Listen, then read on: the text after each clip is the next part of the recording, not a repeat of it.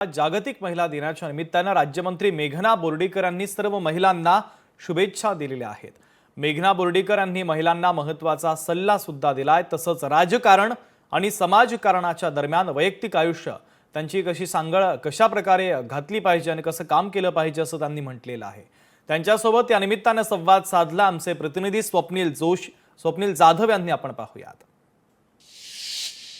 आज जागतिक महिला दिन आहे। खरं तर महिला दिन निमित्त संवाद साधण्यासाठी आपल्यासोबत मंत्री मेघनाताई बोर्डीकर आपल्यासोबत आहेत। ताई, तुम्हाला लोकशाही मार्फत महिला दिनाच्या खूप साऱ्या शुभेच्छा।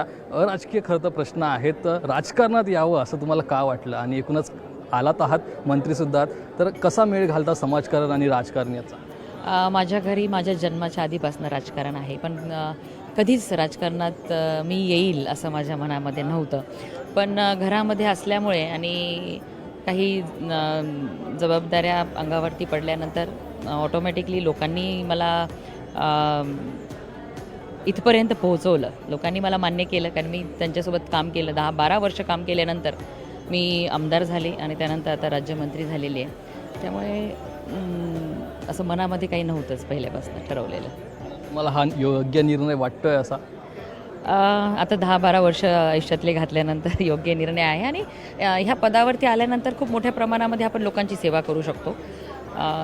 ते मी लहानपणापासून अनुभवलेलं आहे आणि आता स्वतः प्रत्यक्षात सुद्धा अनेक चांगले निर्णय झाल्यानंतर ते अनेक चांगल्या योजना लोकांपर्यंत पोहोचवण्यामध्ये चांगली मदत होते। आपण स्वतः सक्षम झालं पाहिजे, मानसिकदृष्ट्या शारीरिकदृष्ट्या सक्षम होण्यासाठी आजची स्त्री ही प्रयत्नशील आहेच, पण त्याला अधिक सक्षम करणं गरजेचं आहे। कॅमेरा पर्सन विनोद नाईकसह स्वप्नील जाधव, लोकशाही मराठी, मुंबई। लोकशाही मराठी, ऐका, पहा, जागरूक रहा।